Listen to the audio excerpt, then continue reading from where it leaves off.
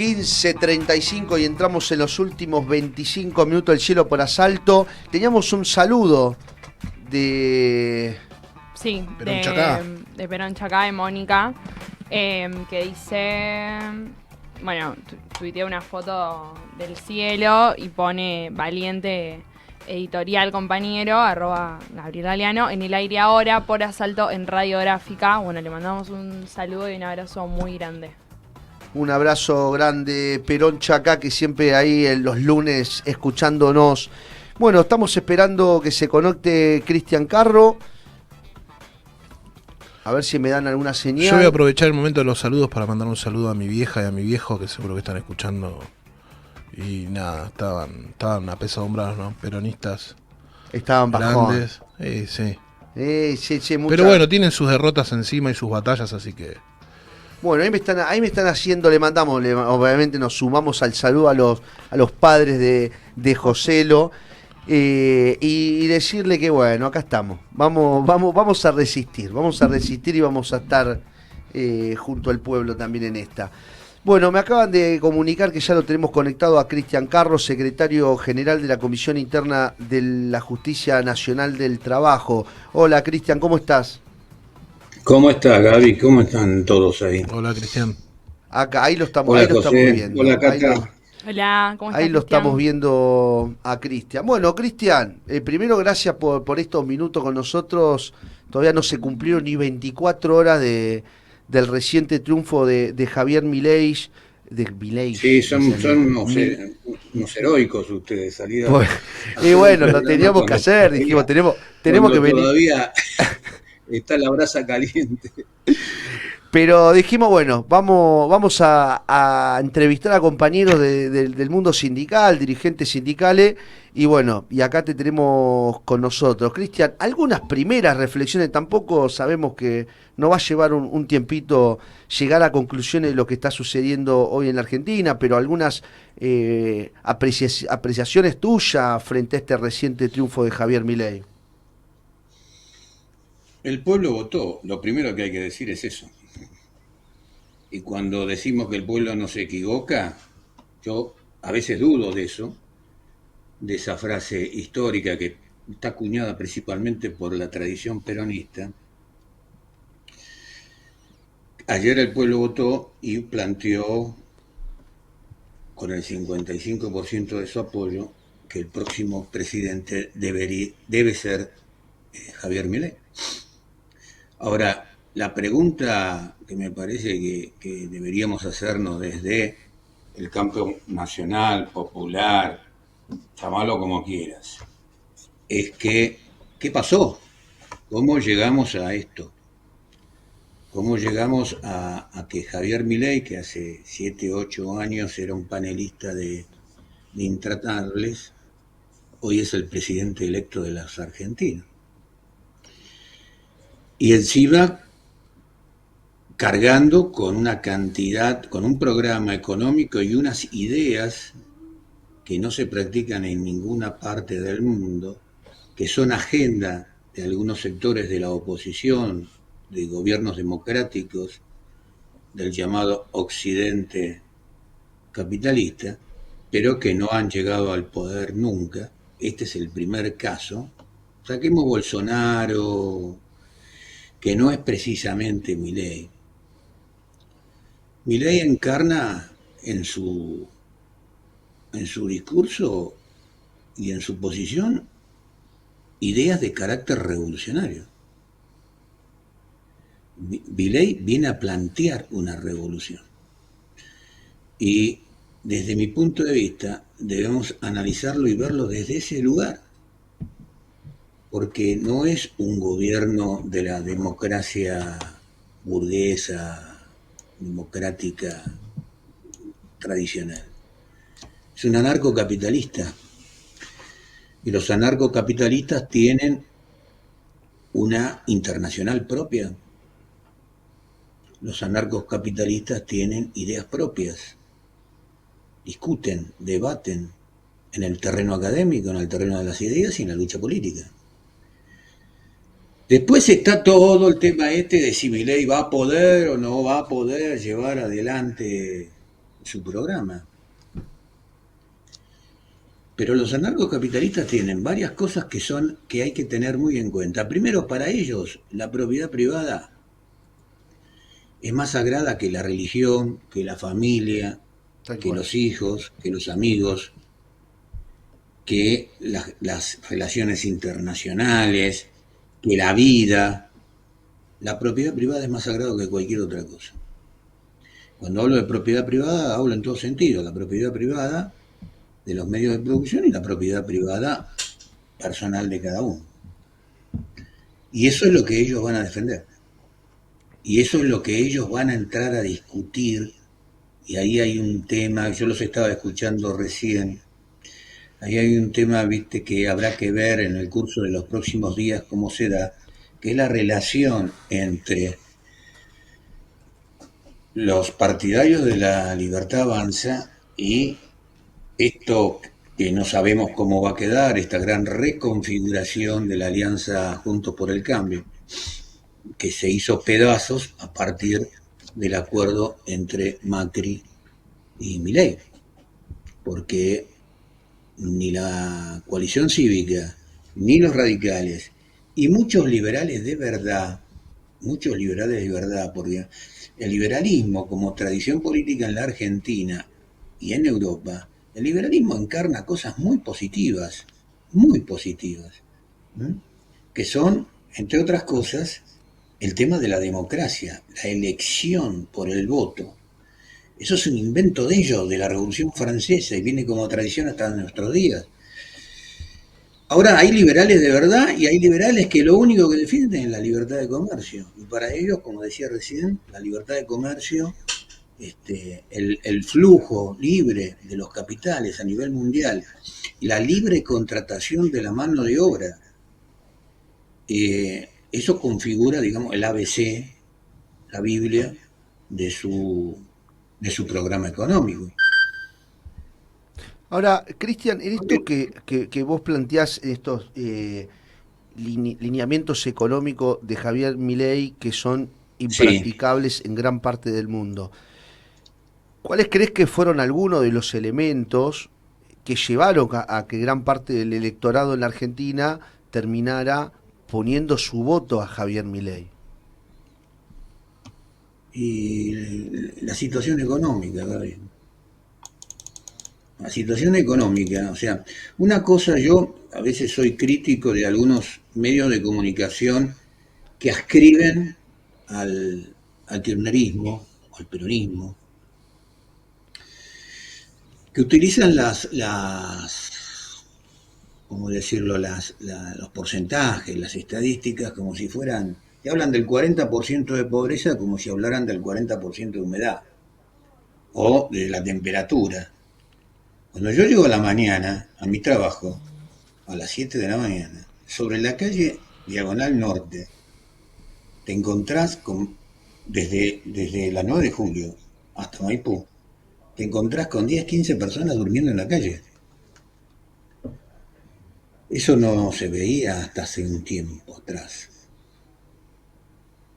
Bueno, esas personas votan,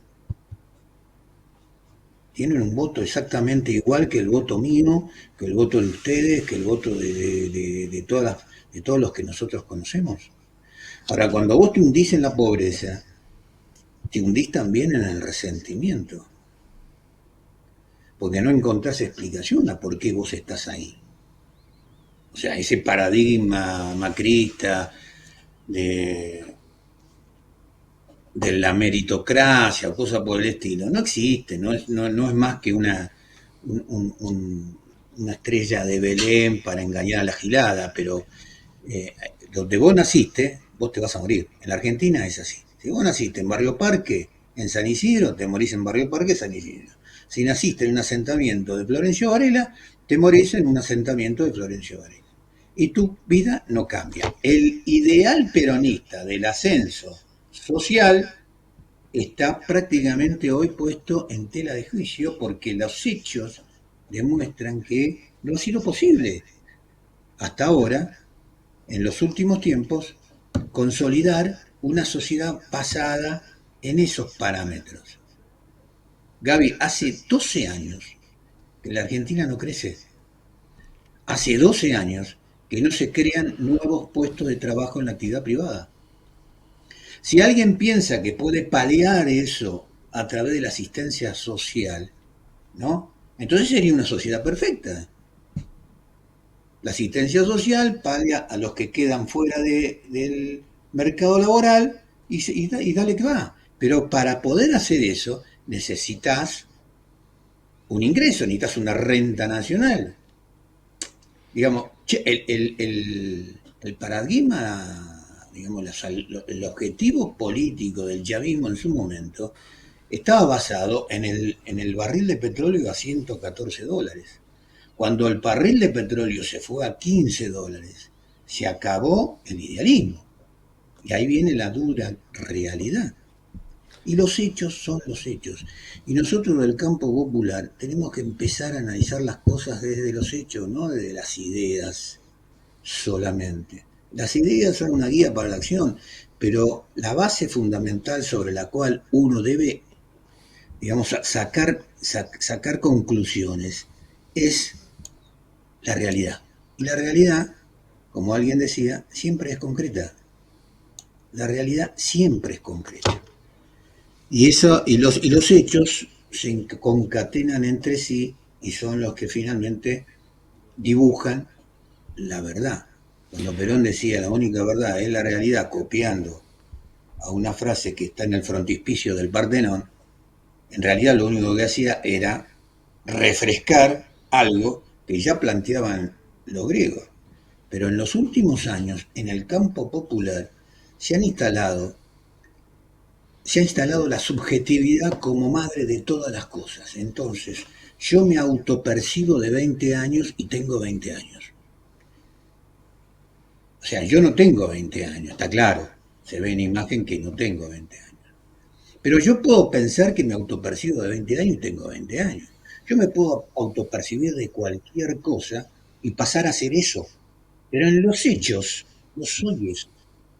Y lo mejor que podemos hacer es pasar revista a cómo es la realidad tal cual es. Y a partir de ahí entrar a modificarla. Ahora, si yo creo que puedo hacer la liberación nacional como se canta por ahí, en las actuales relaciones de fuerza, o con Alberto Fernández de presidente, estamos todos locos. Revolución y Alberto Fernández son antagónicos, son dos términos totalmente antagónicos, que ni siquiera se rozan por el castellano. Entonces hay que recuperar los instrumentos de la política. En la década del 60-70, ¿por qué se dio el auge revolucionario? Porque estaba la revolución cubana nada más. ¿Por qué se logró la vuelta de Perón? Porque la política la hacían los militantes. Se discutía en la militancia. La política se hacía en el hogar, en la sobremesa. Se hacía en el club, se hacía a la salida de un partido de fútbol, se hacía en un asado. Ahora la política es patrimonio de los profesionales de la política. Entonces estamos plagados de profesionales de la política que se reparten el poder unos a otros cada tanto, como el juego de la silla. Corren alrededor de la silla, de la mesa. Bueno, hoy me siento yo. Después, dentro de 2 años, te sentás vos y después se sienta el otro y después se sienta el otro. Ese profesionalismo es lo que hay que reemplazar. No digo que vaya a desaparecer, pero ha copiado las formas de el fútbol profesional también. ¿Qué hacen los jugadores de fútbol? ¿No? Hacen un gol, se cuelgan del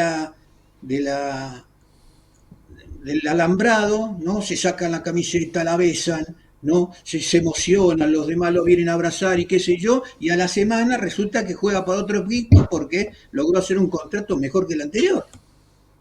Clarísimo. Cristian, porque nos vamos quedando con poco tiempo y no quería dejar de preguntarte esto, más allá que todo es muy pronto, pero más o menos algunos indicios se fueron dando tanto en materia laboral como de justicia por parte de la plataforma de Javier Milei. Recientemente se anunció quién sería el ministro de Justicia, se habla de Mariano Cuneo Libarona. Eso por un lado, y por el otro, ¿qué escenario ves en este caso para la Justicia Nacional del Trabajo frente a un programa en materia laboral que habla de la eliminación de la indemnización por despido, el traspaso de la Justicia Nacional del Trabajo, la eliminación de las multas? ¿Cómo ves ese escenario frente a un gobierno de Javier Milei? Lo veo difícil, lo veo muy oscuro, lo veo con muchos problemas para nosotros, los trabajadores de la justicia laboral, los abogados laboralistas y los trabajadores en general. Junio Libarona es un abogado penalista, de una larga actuación, sobre todo tuvo un pasaje muy mediático en los 90, creo, ¿no? Defendió a figuras muy importantes y representó a figuras muy importantes, entre ellos a Amira Yoma, cuando fue el caso del Yoma Gay,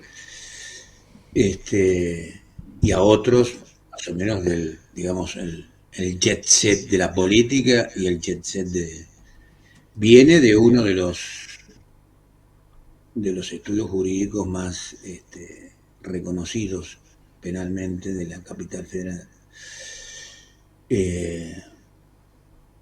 Respecto al tema del traspaso, y bueno, yo creo que en la agenda de Macri el tema del traspaso es fundamental, pero no por el traspaso en sí, sino porque él apunta mucho al tema del traspaso de la justicia laboral como puntapié inicial para comenzar a desguazar la justicia nacional.